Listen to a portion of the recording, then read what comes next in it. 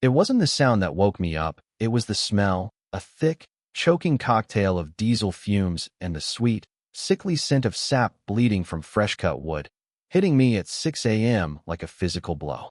I stumbled out onto the porch of the farmhouse that's been in my family since the Kennedy administration, coffee mug trembling in my hand, and watched in paralyzed horror as 3 concrete trucks and a fleet of yellow bulldozers tore through the morning mist on Thorn Heritage Farm. They weren't just trespassing, they were actively murdering the 47 acres my grandfather, Arthur Thorn, had bought back in 1961 with money he'd saved from the war. And there, overseeing the carnage from the window of a pristine white G-Wagon, was Karen Vancroft, the HOA president of the neighboring Oakhaven Heights, waving at me with a manicured hand, as if we were casually discussing the weather and not the fact that she was currently pouring 28 luxury condo foundations on land she didn't own. This wasn't a mistake, it was an invasion, executed with the terrifying entitlement of a woman who believes the world is just something to be reformatted to fit her aesthetic. Karen had forged permits, bulldozed an 80-year-old apple orchard that my grandfather planted with his own hands, and was building her retirement cash cow, a $4.2 million project called the Vancroft Lofts, on my property, with no offer, no permission, just raw, unadulterated greed disguised as real estate development. Her grand opening was scheduled in 7 days, but I already had my demolition crew on speed dial, because what would you do if you woke up to concrete trucks violating your sanctuary? Let me back up. I'm Caleb Thorne, 52, a retired civil engineer who moved back to this farmhouse outside of Cedar Ridge, Colorado, 18 months ago, retreating to the only place that felt like home after my wife, Sarah, lost a 4-year battle with cancer. Sarah had fought like a hellcat until the very end, and when she was gone, the silence in our suburban house was too loud to bear. So I came here, to the smell of pine needles and the ghosts of my childhood, hoping to figure out what the rest of my life looked like. The land sits right next to Oakhaven Heights, a gated community built in 2019 where Californians flee to escape taxes and then complain that our local diner doesn't serve oat milk. And Karen Vancroft was the queen bee of that hive, a woman with helmet hair and a smile that didn't reach her eyes, behaving like an unelected dictator with a clipboard. 6 months ago, she'd ambushed me at the Rusty Spoon Diner, sliding into my booth uninvited to tell me that my property was an eyesore that attracted coyotes and lowered property values, offering me a fair price to sell. And when I told her the land wasn't for sale, her face hardened like drying cement, and she whispered that property maintenance codes exist for a reason. 2 weeks later, a county inspector named Old Man Jenkins showed up, apologetic, saying he'd received anonymous complaints about hazardous debris, but after walking the property and finding nothing but pristine pasture, he tipped his hat and told me off the record that the complaints were coming from the fancy gates next door. I thought that was the end of it, just a petty power play from a bored suburbanite. So I left for 2 weeks in late March to scatter Sarah's ashes in the Grand Tetons, standing on a cliff edge with the wind whipping my face, watching the love of my life become part of the infinite, feeling small and broken but finally at peace. When I got back, my land looked like a crime scene, covered in 43 orange survey stakes fluttering in the wind like the flags of an invading army, marking off boundaries that cut deep into my territory. I called the number on the stakes, a company called Apex Surveying out of Denver, and the receptionist boredly informed me that the Oakhaven Heights HOA had hired them for a boundary dispute. Dispute? I pulled my deed that night, sitting under the same brass lamp my grandfather used to read by, and confirmed what I already knew. The property line was surveyed in 1961, confirmed in 87, and unchanged when I inherited it, crystal clear and ironclad. I called Karen, and she gave me this honey-dripping voice, telling me it was just a formality, that her lawyer found discrepancies in the original plat, and I shouldn't be difficult for the sake of the community. But when I told her there were no discrepancies, she hung up with a chilling blessed day. I hired my own surveyor, costing me $3,000 I didn't really have to spare, and sent Karen the certified results proving she was wrong, assuming facts would matter, but I was naive. 3 weeks of silence passed. And then came the diesel fumes, the concrete trucks, and the sight of my heritage being ripped apart. I marched out there in my bathrobe at 6:15 a.m., screaming over the roar of machinery, watching a bulldozer snap an apple tree in half, a tree I used to climb when I was 6, and the sound was like a bone breaking, sending a shard of ice through my chest. I stormed into the site trailer where Karen's husband, Greg Vancroft, a developer with a golf course tan and teeth that were too white, was looking at blueprints. "You're on my land," I said, shaking with rage, but Greg didn't even blink. He just smirked and told me to check my facts because the HOA had filed an adverse possession claim 2 weeks ago, arguing the land had been in legal limbo since 1998 and they were just rectifying an error. I told him that was criminal trespassing, that adverse possession requires 20 years of open use, but he just leaned back in his creaking chair and told me to call the sheriff, adding with a wink that he golfs with Sheriff Miller every Thursday. I called anyway, and 4 hours later a terrified deputy who looked 12 years old showed up, looked at Greg's forged permits, looked at my deed, and delivered the line that rich people count on. "This is a civil matter, sir. You need a lawyer." That was the moment I understood the game. They weren't playing by the rules. They were rewriting them with a checkbook, betting that I would run out of money before they ran out of concrete. I drove to the county records office, my engineer brain spinning, knowing that adverse possession in this state requires 20 years of open and notorious use, which was mathematically impossible since Oak Haven Heights was only built 5 years ago. I met with the county clerk, a cynical woman named Mrs. Higgins who had seen every scam under the sun, and she pulled up Karen's filing, reading aloud that the HOA claimed to have used my land for community recreation since the year 2000.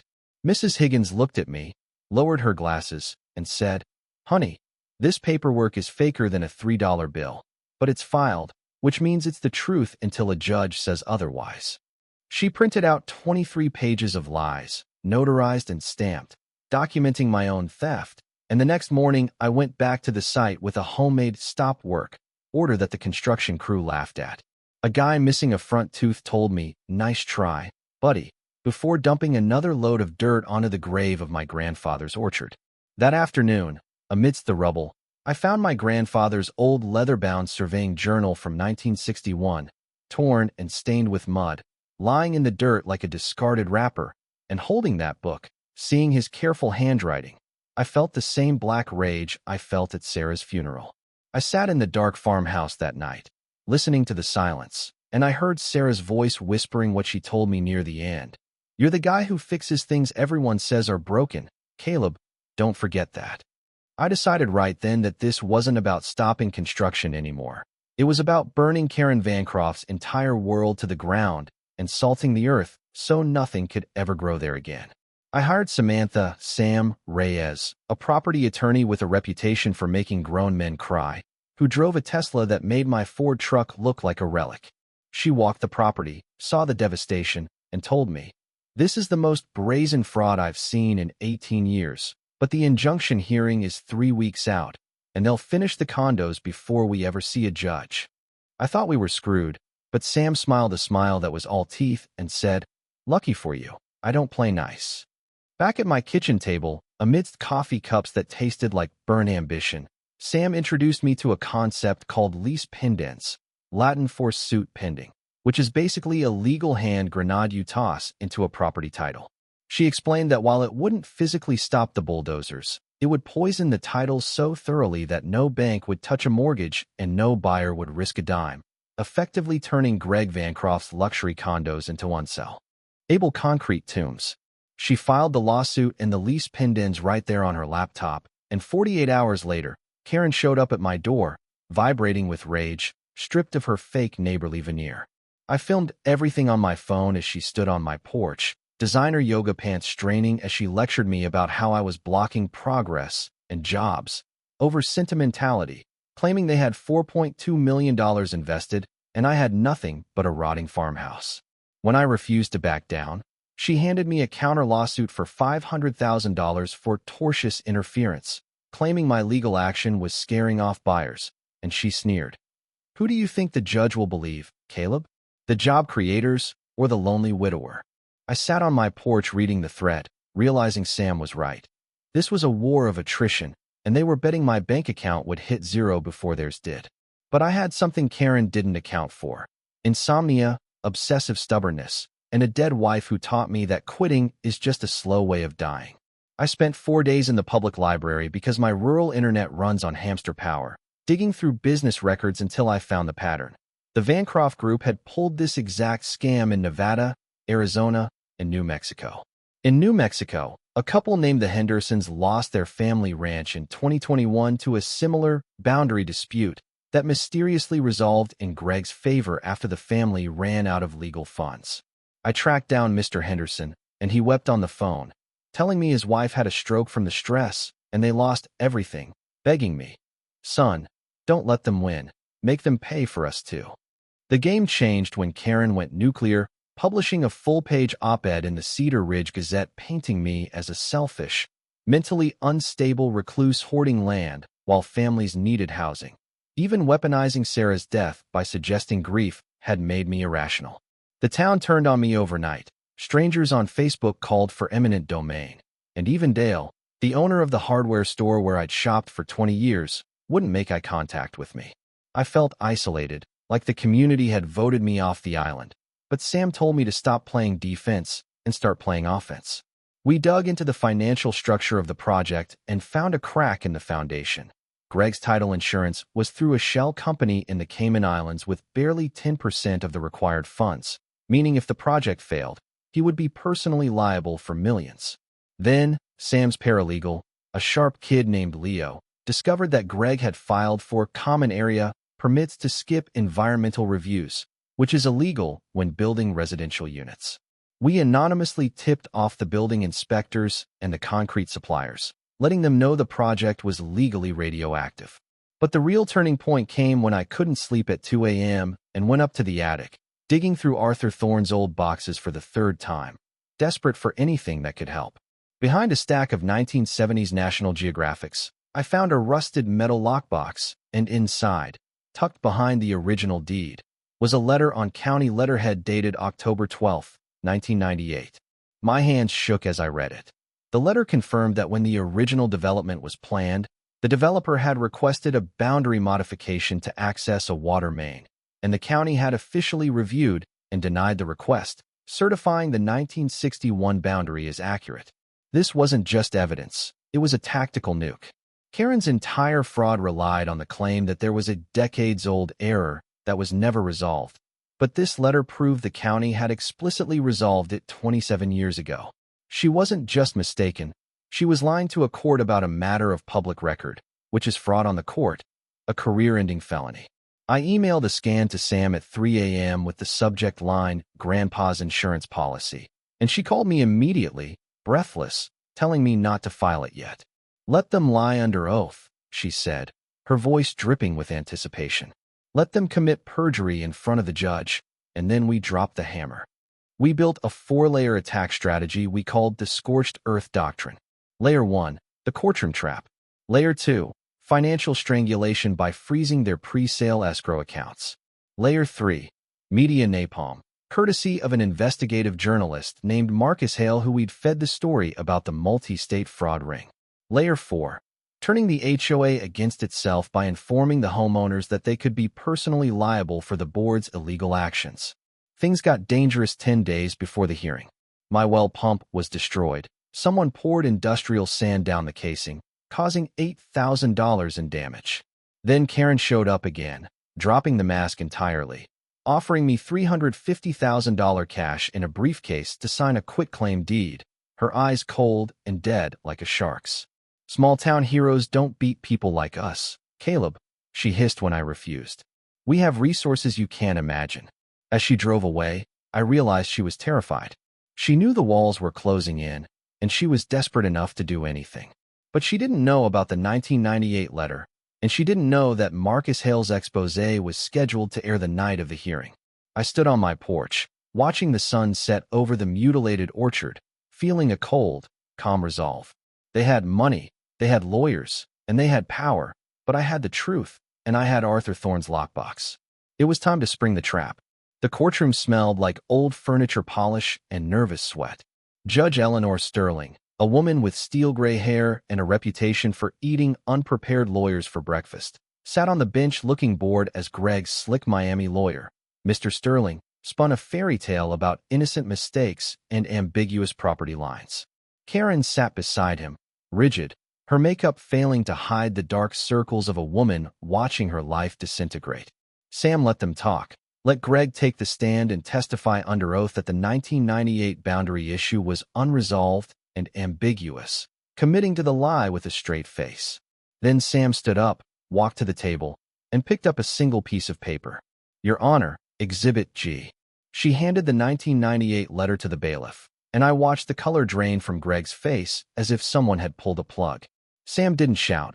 She just read the key sentence. Request for modification denied. Matter resolved. Boundary certified as recorded. The silence in that room was heavy enough to crush a man. Judge Sterling read the letter twice, her eyes narrowing into slits, before looking over her glasses at Greg. Mr. Vancroft, she said, her voice icy, you just testified that this matter was unresolved. This document proves you lied to this court. That is perjury. Karen tried to stand up and scream that it was the surveyor's fault, but the judge threatened to have her arrested right there. The gavel came down like a gunshot. Injunction granted permanently, adverse possession dismissed with prejudice, and the matter referred to the district attorney for perjury investigation. Outside, Marcus Hale's camera crew was waiting. I looked into the lens and said, this isn't about me. It's about the Hendersons in New Mexico and everyone these people have crushed. It stops today.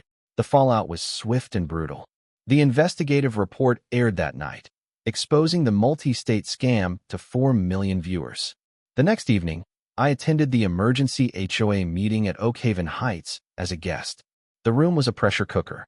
When the treasurer revealed that the HOA was facing $200,000 in sanctions because of Karen's fraud, the residents revolted. They voted to remove the entire board in a landslide, 87-4. Karen walked out the side door, a ghost in her own kingdom, fleeing to Florida the next day as the Vancroft Group filed for Chapter 11 bankruptcy. We didn't just beat them, we erased them. The skeletal remains of the condos were torn down by a legitimate developer who bought the debt, and the land was returned to soil. 6 months later, I hosted a barbecue on the reclaimed meadow. 60 people showed up, including Old Man Miller, Sam, Leo, and the new HOA board who had settled with me and apologized. I stood there, smelling grilled meat and fresh grass, listening to a bluegrass band play where the bulldozers had once roared, and for the first time in 2 years, I didn't feel the crushing weight of grief. I turned the land into the Arthur and Sarah Thorne Conservation Meadow, a public space with community gardens and walking trails.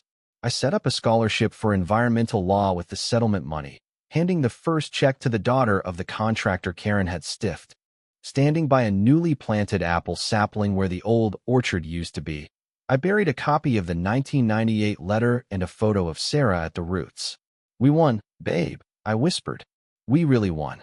Justice isn't just about the law. It's about refusal. It's about refusing to let the people with the biggest checkbooks rewrite reality. But it begs the question, if I hadn't found that letter, if I hadn't had the time and the stubbornness to fight, they would have won.